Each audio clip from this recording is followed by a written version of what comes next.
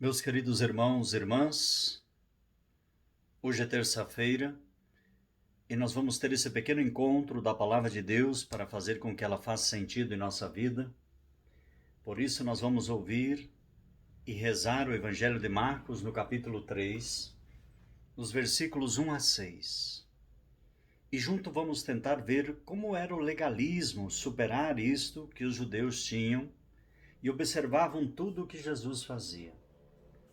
Por isso a importância que nós temos hoje de olhar para o caminho que Jesus trilhou e como que nós podemos fazer diferente. Por isso eu convido você, nesse dia de hoje, a tomar o Evangelho de Marcos, no capítulo 2, versículos 23 a 28. Ele nos diz o seguinte: certo sábado, Jesus estava passando pelas plantações de trigo e os discípulos começaram a abrir caminho. Arrancaram espigas e os fariseus então disseram a Jesus: olha, por que eles fazem no dia de sábado o que não é permitido? Ele respondeu: nunca leste o que fez Davi quando passou as necessidades e teve fome, com seus companheiros também? Entrou na casa de Deus e no tempo em que Abiatar era sumo sacerdote, comeu dos pães oferecido em oferenda, que só os sacerdotes podem comer, e ainda deu aos seus companheiros. E acrescentou: o sábado foi feito para o homem e não o homem para o sábado. Aqui nós já temos, hoje nesse dia, um pequeno momento para pensarmos e vivermos como Jesus trabalha essa questão. Porque hoje como ontem, Jesus deve se enfrentar com os fariseus, que deformaram a lei de Moisés, ficaram na pequenice, esquecendo-se do Espírito que informa. Por isso, os fariseus de fato acusam os discípulos de Jesus de violar o sábado. E quando nós olhamos para isto, lá em Marcos 2, 24, segundo a sua casuística agoniantes, arrecadar espigas equivale a cegar. A trilhar significa bater. Essa tarefa de campo, uma quarentena mais que poderia acrescentar, estava proibido no dia de sábado. Então, dia de descanso.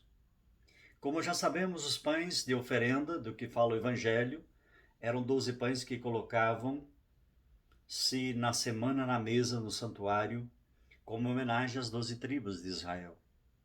Aqui nós temos também um oferecimento ao seu Deus e o seu amor. A atitude de Abiatar é a mesma que hoje ensina-nos Jesus. Os preceitos da lei que têm menos importância cede-se diante dos maiores ou os preconceitos cerimoniais, que devem ceder diante dos preceitos da lei natural. Por isso o preceito do repouso no sábado. Não estão acima dos elementares necessidades de subsistência. Por isso o Concílio Vaticano, inspirando-se na perícope de comentarmos aqui e recalcar a pessoa que está acima das questões econômicas e social, diz: a ordem social e seu progressismo, desenvolvimento devem subordinar-se em todos os elementos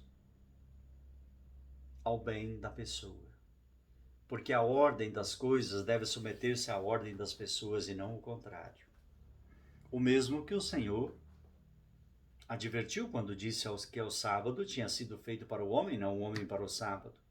Santo Agostinho disse uma coisa muito interessante: ama e faz o que queres. Entendemos também que ainda há uma submissão daquilo que é secundário e afoga o amor no que opor tudo o que fazemos, não é? Então por isso que nós precisamos sempre olhar para a palavra de Deus e superar esse legalismo. Quando no caso do jejum, os judeus também eram exagerados no tocante ao repouso sabático.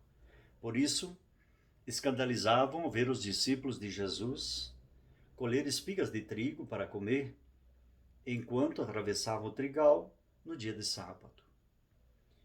o fanatismo pela observância da lei impedia de fazer qualquer coisa.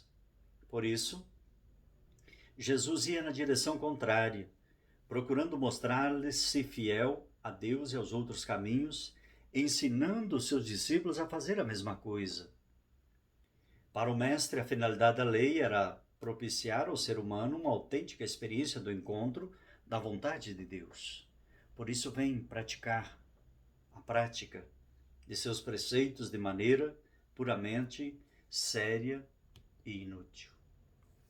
Meus queridos irmãos, hoje nós estamos na terça-feira, hoje é dia 19, e eu quero invocar a bênção para você que está nesse momento enfermo, para você que está passando algum momento de dificuldade. Nós já temos aí a vacina que está sendo vacinado, mas até chegar a todos vai demorar ainda. Então vamos colocar na presença maior de Deus e vamos pedir a sua bênção. Onde estiver, Deus te guarde. Onde andar, Deus te guie. O que decidir, Deus te ilumine. E por toda a vida, Deus te proteja e te abençoe. E tenha um lindo dia na paz do Senhor, em nome do Pai, do Filho e do Espírito Santo. Amém. Deus abençoe você e sua família.